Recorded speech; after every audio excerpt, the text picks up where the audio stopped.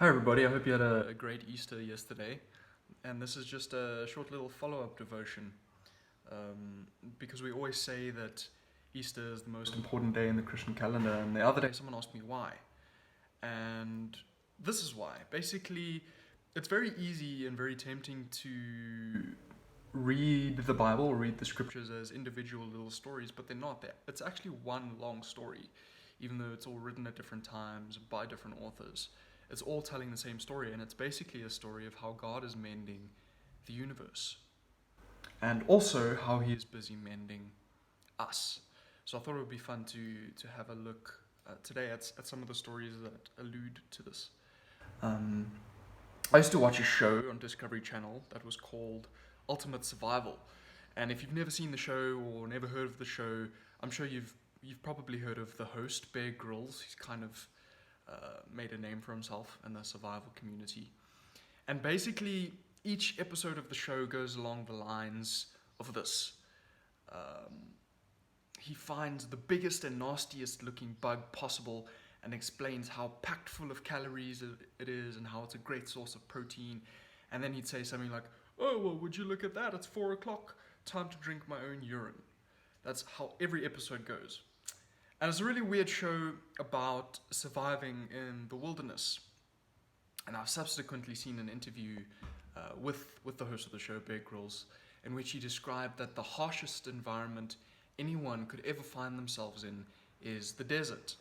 It's just so hot and dry and just inhospitable for life, because where there is no water, there is no life.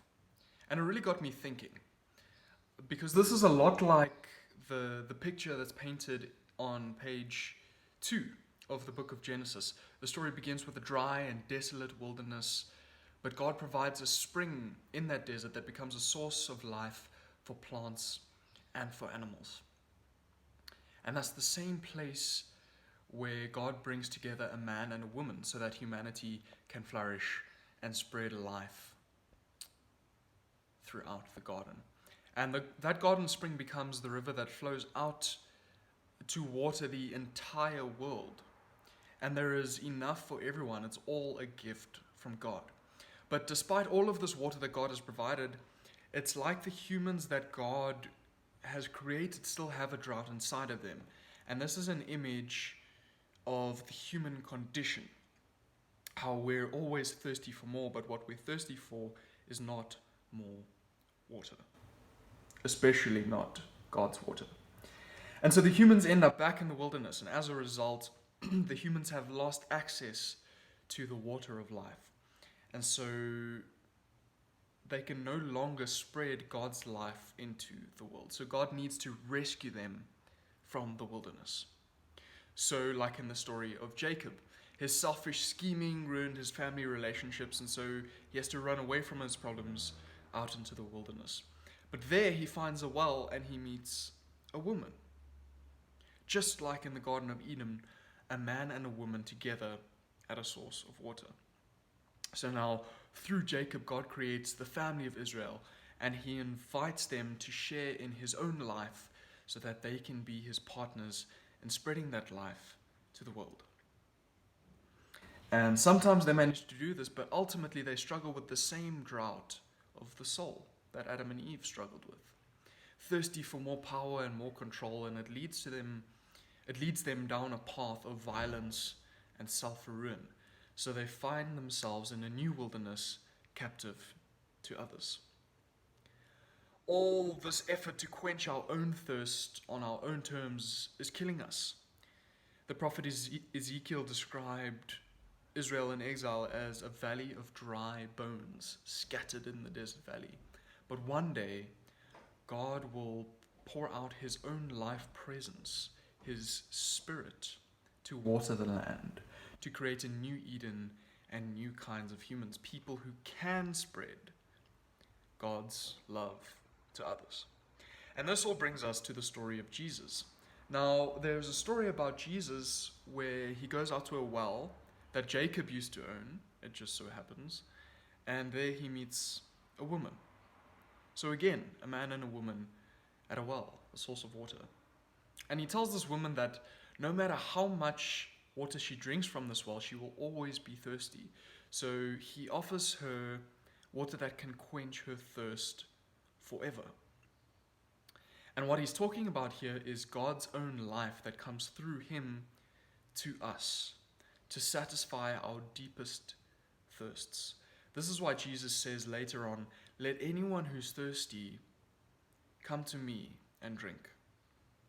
So he sets us up with this image for events that he knows will be unfolding later, which brings us to his crucifixion. When he is on the cross, being crucified, a Roman soldier, drives a spear into his side, and out of the wound comes blood, but also water flows out. And it's an image of how Jesus' death is a fountain of life. So from him, God's own love that would die for his enemies flows down and out into the world. After Jesus is raised from the dead, we are told that he sends the Spirit into his followers to fill them up with God's own life. This is why the Apostle Paul said, when we join the current of God's Spirit, the fruit of Eden starts growing in us. People like that can create beautiful things in the world that bring life to others. Like little streams of God's life that can come together and point forward to the beautiful scene that we find on the very last page of the Bible. There is a new river of life. It's flowing out from God and into a renewed creation, bringing a new life wherever it goes. It's all one story, and Jesus is the center of it all. I just hope you take that away today. Love and peace to all of you. Take it easy and stay safe.